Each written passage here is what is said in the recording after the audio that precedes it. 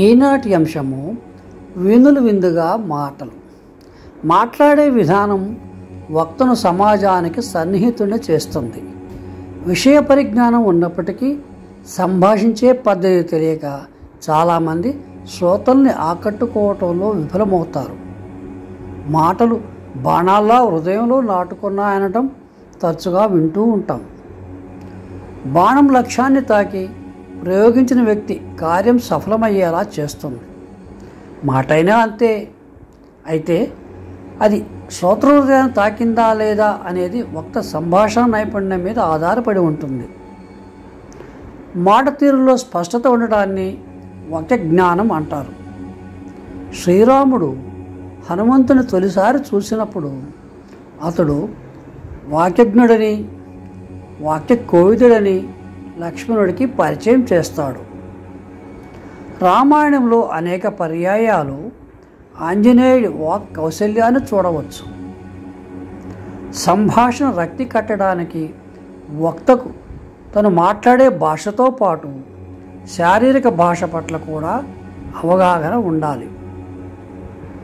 రామాయణ భారతాలతో పాటు అష్టాదశ పురాణాలను సంభాషణాదక్షుడైన ఎవరో ఒక మహర్షి తగ్గిన ఋషులు ప్రశ్నించినప్పుడు అందుకు సమాధానంగా చెప్పినట్లు తెలుస్తుంది.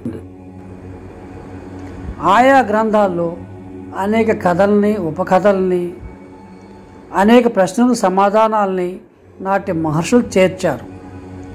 వారి వాక్చతురత ఉంది కాబట్టి శ్రోతలకు విసుగు కలగకుండా రోజుల తరబడి కథలను చెబుతూ సందేహాలు నివృత్తి చేశారు. క్లిష్టమైన ధర్మ సూక్ష్మాలు వివరించేటప్పుడు సైతం విసుగును ప్రదర్శించకుండా తగిన సమాధానాలతో ప్రశ్నించిన వారిని తృప్తిపరచగలిగారు. అసహనం లాంటి భావాల్ని పైకి వ్యక్తం చేయకపోవటం గొప్ప సంభాషణాపరుడి అతి ముఖ్య లక్షణాల్లో ఒకటి. ఒక్కొక్కరి ఉపన్యాసం శ్రోతల్ని ఉత్తేజితం చేస్తుంది.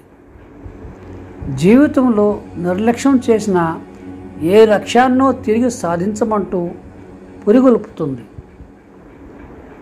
మాట్లాడుతున్న అంశం పట్ల అవగాహన, సందేహాలకు తావులేని స్పష్టత, లోకజ్ఞానం, ఏ విషయం మాట్లాడితే శ్రోతలకు నచ్చుతుందో పసిగట్టగల నేర్పు మంత్రముగ్ధులను చేసే ఉపన్యాసాలకు ప్రధాన దినుసులు. పూర్వం యుద్ధమేఘాలు కమ్ముకుంటున్న వేళ అది ఇష్టం లేని మహారాజులు దూతలను పంపి సంధి కుదుర్చుకునేవారు. మాట్లాడటంలో దూత ఎంతో నేర్పరైతే సంధి అవకాశాలు అంతా మెరుగ్గా ఉంటాయి. అతడు ముందుగా మెరుగైన సంబోధనలతో, పొగడ్తలతో ఎటువారి మనసును గెలవాలనేది నియమం. తన మాటలతో మహారాజు ఆత్మాభిమానం కోల్పోకుండా మధ్య మార్గంలో సంధి కోసం దూత ప్రయత్నాలు సాగేవి. మాటలు ఎక్కువయ్యే కొద్దీ మనిషి పలచబడిపోతాడు. కొంతమంది నేర్పులు పదాలను తూకం వేసినట్లు అవసరమైనంత మేర మాత్రమే సంభాషిస్తారు. ప్రాచీన ఋషులు తక్కువ మాటల్లో విస్తృత భావాలని తెలియజేశారు. తమ ఆధ్యాత్మిక జీవితానుభవాలను రంగరించటం వల్ల ఆ మహానుభావుల పలుకులు భక్తుల హృదయాల్లో శాశ్వతంగా నిలుస్తున్నాయి.